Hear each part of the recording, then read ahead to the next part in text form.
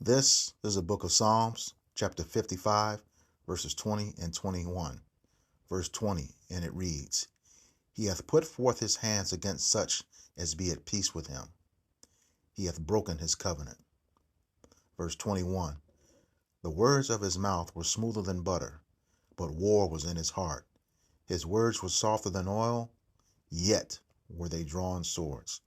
All praises, glory, and honor to Yahweh, Bahashem, Yahushai, Bahashem, Rahakakadash. Double honors to the apostles and elders of Great Millstone who rule well in teaching us this 100% truth. Salutations to them and my fellow Akim who labor in this truth week in and week out on the highways and byways. Also salutations to the hopeful elect of the scattered 12 tribes of Israel, scattered to the four corners of the earth that be like unto the speckled bird, also known as your Israelite foreigners and your so-called Negroes, Latinos, and Native Americans. To you, I say Shalom. This is your brother Ayashar Barzal from the Indianapolis branch of the Great Millstone, coming back at you with another lesson that is edifying to the elect body of the nation of Israel. And I got a few video clips coming up about this Jake who was alone by himself with a bunch of Edomite friends, also better known as so-called white people. They're not white, they are red, okay, as their blood shows forth through their skin. But this one Jake, alone by himself with him. And, Jake just is never going to learn being alone with these wicked folks, especially in these, states known for, disliking Jake, these southern states. It happens in the northern states too. In the southern states, this case, fortunately, you're going to see that he did live through it. They tried to drown him. They knowing he couldn't swim, allegedly drown him. Let me put it that way. But they knew he couldn't swim, and it was discovered that he was pushed in the water, knowing he couldn't swim.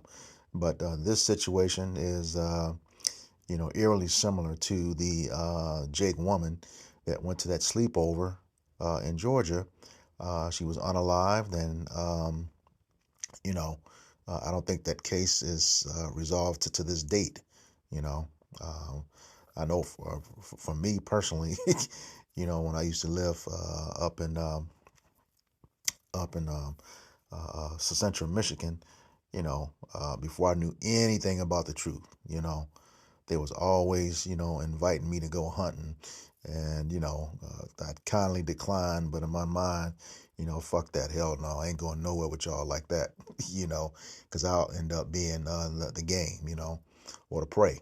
So without further ado, here's the first of 3 clips, and I'll put some scriptures to it here shortly thereafter. Here we go. Oh, mind you here, just have to announce the fair use doctrine. It's been on the screen the whole time, okay? And here we go. Freeport man is on life support in the hospital after drowning in a lake. The victim's family says that he was hanging out with friends when he was allegedly pushed into the lake by one of his friends and he drowned. KSLA's Jasmine Franklin sat down with the victim's family as they search for answers. So it's taking a toll on all of us. Like, Chris is a beam of light for all of us, so it's just been devastating. Shreveport native 26-year-old Christopher Gilbert is in the hospital on life support. He's still in a very critical condition. He's still the sickest patient in their unit. The Louisiana Tech University graduate was hanging out with co-workers at a lakefront restaurant in Farmerville when things took a turn for the worse. It's just been a nightmare not knowing day to day what to expect, from his condition. Back on April 14th, a never-ending nightmare began for the Gilbert family. While Chris was spending time with co-workers, he was allegedly pushed into the lake by someone he knew. We want the person who has admitted to pushing Chris into the lake, we want her arrested. The family's attorney says the group of Chris's friends initially reported to police he had fallen into the lake. During investigation, one of his friends admitted to pushing him into the water. I was devastated. I was hopeless. Christopher's family says he doesn't know how to swim, and during the incident, he was underwater for more than 10 minutes, leaving him with significant brain damage. We've been asked by Mr. Gilbert and his family to come and investigate what exactly happened. The family's attorneys held a news conference in Ruston Tuesday afternoon, demanding justice and answers. We have not received the full participation of law enforcement and other investigators, but we will use every resource at our disposal. More than 2 weeks have passed since the near-death experience, but tonight the aspiring doctor is still in critical condition. Justice is accountability for who did this to my child, who's ever responsible for my child, and I mean everybody that's responsible. I want accountability. In Shreveport, Jasmine. Shreveport man is on life support. This is why you need to choose your friends carefully. So his so-called friends pushed him into the Louisiana lake knowing that he couldn't swim and watched him struggle for 10 minutes. And only one of his friends can be seen attempting to enter the water before she just leaves him there. And 10 minutes later, people from a nearby restaurant who hear the commotion come outside to help. His name is Christopher Gilbert. He's 26 years old, and his friends just watched on as he was rushed to a hospital, pronounced brain dead, and almost all of his organs failed by the time he reached the hospital. It was there that he spent 72 hours on a ventilator, and now he's at the point where he can't speak, his lungs are at 20%, and he relies on life support. His friends tried to lie and even say that they were just messing around until one admitted to pushing him into the lake. Thankfully, he's doing a lot better now, but his family is demanding that arrest be made in the case for at least the person that intended to push him into the lake. His parents are devastated that his friends who knew he couldn't swim could do something like this, but as the investigation continues, I'll keep you guys updated. Moving on with our news tonight, well, it's been described by many as a miracle. We gave you the first alert on 26-year-old Chris Gilbert, who was allegedly pushed into a lake by one of his friends. According to family, Chris was submerged underwater for more than 10 minutes. Thankfully, he survived. And after spending more than 2 weeks on life support, Chris's mother says tonight he is officially off life support. This is truly amazing. Take a look at your screen right now. This is a recent photo of Chris sent to us from his mother, Yolanda. As you can see, he looks to be in much better shape. Tonight, he is still in the hospital, but family say he is doing much better. The incident happened a little more than 2 weeks ago in Farmerville, Louisiana. Chris was hanging out with friends at a lakefront restaurant when one of his friends allegedly pushed him into the water. This left Chris with major brain damage, and he was on life support, but according to family, his health is improving. And although it has been a significant improvement in his health, his family is still searching for justice and answers. In the days of recovery, with him progressing, it's still a struggle. It's still a battle because we don't know day for day what to expect. And I just want his quality of life to be restored. I don't want my son to have to suffer from something that was not his fault totally. It's one black kid and a group of white kids that's his friends, and one of them pushed him into the water. But nothing is happening as far as justice in Chris' situation. Well, right now, there's no exact timeline on when Chris will be released from the hospital, but his family says it could be very soon. Community activists say they plan to continue fighting until Chris receives justice, including taking a trip to Union Parish to speak with law enforcement in the coming weeks. You can find updates on this story on air and on our News 12 app. Damn, with friends like that, who needs enemies, man? I swear.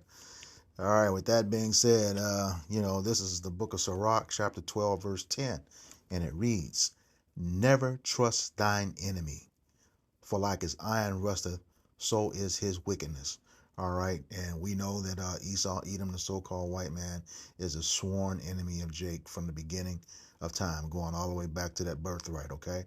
All right, he is the enemy of Jake, and this is a commandment here to never trust thine enemy. But a lot of Jake are just not going to get it, all right? Seeking the approval of these people when the scriptures, tell us that we are a special people, a peculiar people unto Yahweh Bashem Yahushai, special unto himself above every nation on earth, all right? But, we try to be, friends with them, looking for their acceptance, all right? So it says, never trust thine enemy, for as iron rusteth, so is his wickedness. And we know that iron is guaranteed to rust. Okay? And if what this is saying is, if iron is guaranteed to rust, he is guaranteed to be wicked. And we know he is the wicked, according to Malachi 1 and 4. Okay? Talking about Esau, Edom. The wicked. All right? And, you know, like it says, it's iron. What makes iron rust? Oxygen. All right? So as long as this bastard is breathing, you know, he is wicked. And you're not supposed to trust him. Verse 11. Though he humble himself and go crouching, yet take good heed and beware of him. And thou shalt be unto him as if thou hast wiped away a looking glass, and thou shalt know that his rusts have not been altogether wiped away. All right, it says, you know, be careful of him, you know. Yeah, you know, like the opening scripture said, you know, his words are smoother than oil. You know, I'm your friend, you know, reach out to make peace with you, you know, shake hands and stuff. Nah, man. This dude, you know, is hell bent on destroying you. You know, the upper echelon know it intentionally because they know who we are, but it's an Esau spirit. You know, that he has the perpetual hatred for Jake. You know, according to Amos 1:11. You know, and it's, you know, like it says, it's like you if you wipe off rust, it looks clean, but as soon as that oxygen hit it, you know, it's going to come back. You know, it's like I said here, it's like if you wipe a looking glass. I don't know if you all remember that scene from the movie The Incredible Hulk, the one with Eric Bana and Nick Nolte, when Eric Bana was wiping the mirror down, you know, and he saw the Hulk through there, and the Hulk, you know, popped through the mirror and it was choking his ass out. But you know, that's what this dude is like. You know, hey, you know, you cannot trust this individual, none ever, especially now in this time. You know, like I said, the upper echelon of Esau, Edom, the so-called white man, knows exactly who we are. Those people over there in the state of Israel know exactly who we are. You know, I'll keep bringing her name up, that Judith Varney Shore, who's that high-level person, a counsel here on the soil of the U.S., saying that the number one problem for the small hatters is the so-called black youth of America. Okay, and once again, you know, they're fighting against everybody right now. You know, the people she said that's a problem, they don't have a military. Okay, nothing, just defenseless. You know, out here. You know, but we're the number one problem because they know what's about to happen. All right. Yeah, I say do not take good heed of this dude. Do not trust him. And this Jake in this situation didn't take heed of him. It's like, if you know you can't swim, why in the hell would you walk that close to the water to allow yourself to be pushed in? You know, don't put yourself in that situation. You know, if you know hey, you know, I'm not going near that stuff. You by yourself with all of them, and these cases always seem to mimic each other. You know, it's always one Jake in the midst of these Edomites, and he's the one. The Jake is always the one that comes up fucked up. You know. You know. Now this. You know. Hey. You know. According to that last video, looks like he's getting better. You know. Looks like Yahweh Hashem Yahushai spared him through this ordeal, but hopefully this is a lesson. You know, that these people ain't your friends, man. You know, they never will be. They never will be. All right. Sirach chapter 12 verse 12 says, "Set him not by thee, lest when he have overthrown thee, he stand up in thy place. Neither let him sit at thy right hand, lest he seeks to take thy seat. And thou at the last remember my words and be pricked therewith." So, you know, you better pay attention to this. You know, if you can avoid it at all costs, you know, don't be around them, especially in a multitude of them, by yourself. You know, and this dude is an inspiring doctor. He was a co-worker, you know, that gives, you know, lends some acknowledged that, he's pretty smart, and they were envious of him, and wanted to take him out on his job, while he's working to be a doctor. I mean, this is just messed up. All right. And that's envy. These people, they hate Jake. All right. We have a lot of enemies, but this is our number one sworn enemy, the so-called white man. And there's no way of getting around that. History has proven that too much. When I say our enemy, that's the enemy of all of Israel, northern and southern kingdom. We've all had the same shared experiences. Judah had a much, much harder in the transatlantic slave trade, but they did their dirt to the northern kingdom as well, too. All right. Never trust this dude. Ever. Never. Okay. I mean, he is the sword of the Lord. Okay. According to Psalms 17 and 13. All right. This is the book of Sirach, chapter 9 and verse 13. And it reads, "Keep thee far from the man that hath power to kill, so shalt thou not doubt the fear of death."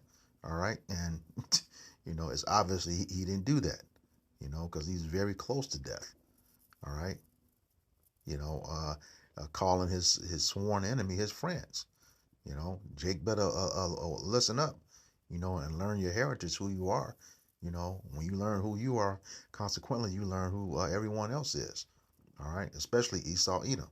He does not and never has had your best interests. All right. Continuing on. "And if thou come unto him, make no fault, lest he take away thy life presently." And your fault was going too damn close to that water. Okay? Knowing you can't swim.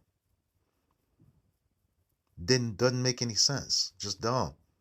It says, "Remember that thou goest into the midst of snares, and that thou walkest upon the battlements of the city."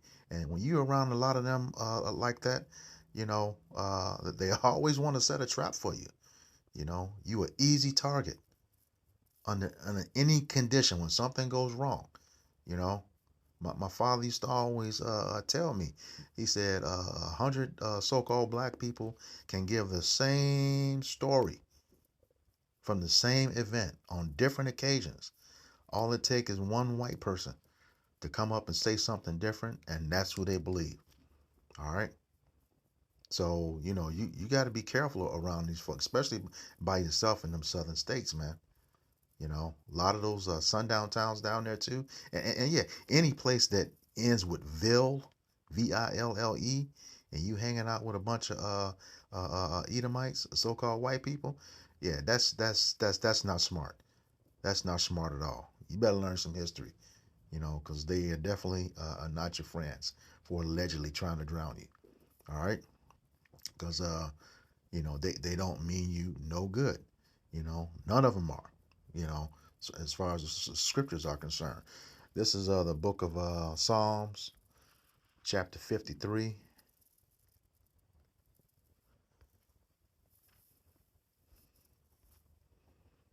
And begin at verse 1. All right. Verse 1, it reads, "To the chief musician upon Mahalath Mashiel, a psalm of David. The fool hath said in his heart, there is no God. Corrupt are they, and have done abominable iniquity. There is none that doeth good." Okay? They are corrupt. It's talking about Esau Edom. He's more violent than the earth, according to the scriptures. All right? Verse 2, "Yahweh looked down from heaven upon the children of men to see if there were any that did understand, that did seek Yahweh, Hashem Yahushai." And the answer is no. Psalms 10 tells us that the Most High is not at all in his thoughts. Okay? He feels he's far above the judgments of Yahweh Hashem Yahushai. All right? He contemns with Yahweh Hashem Yahushai. The scriptures tell us he thinks he is Yahweh Hashem Yahushai. So no, he's not going to seek him. he's not looking for them at all. All right. Verse 3. Every one of them is gone back. They are altogether become filthy, and there is none that doeth good. No, not one. Not one that doeth good. Once again, never trust your enemy. Okay? Never trust your enemy. Like it says here, there is none that doeth good. And if they do, they really don't mean it. All right? And they're going to find a way to not only recap the good they did, but penalize you for it as well too. This is I'll close out with this one. This is the book of Sirach, chapter 14 and verse 7. And it reads, and if he doeth good, he doeth it unwittingly, and at the last he will declare his wickedness. Like I said, he make a mistake and do something good, you're going to pay for it. You're going to pay for it. And as we talk about these other stories in our series called For Thy Violence Against Thy Brother Jacob, here it is. This time has passed by, and still here to date there has been no arrest. All right, like we always go into, knowing that all white, so-called white people. This is Psalm 73 and 5, and I'll close out with this one. And it reads, they are not in trouble as other men, neither are they plagued like other men. All right. So here again, the person admitted to doing it. No arrest yet. Nothing's been done. As the attorney said, they won't even cooperate with the police. All right. That's just the way it is, Verse 6. Therefore pride compasseth them about as a chain. Violence covereth them as a garment. That's just who they are. That pride, and at that level of other police too. They wish he had died, most likely, down there in Louisiana. We know how they roll. All right. And like I said, the violence covered them as a garment. That's all they do. A very, very violent people. Now he's out enjoying himself with his so-called friends, and eating, and they attempt to kill him for no reason, push him in the water knowing that he can't swim. Yeah, I mean, you better get it together, Jake, especially in these times. As it was deemed that this is the hopeful year of Jacob's trouble, and we see a lot of judgment going on right now.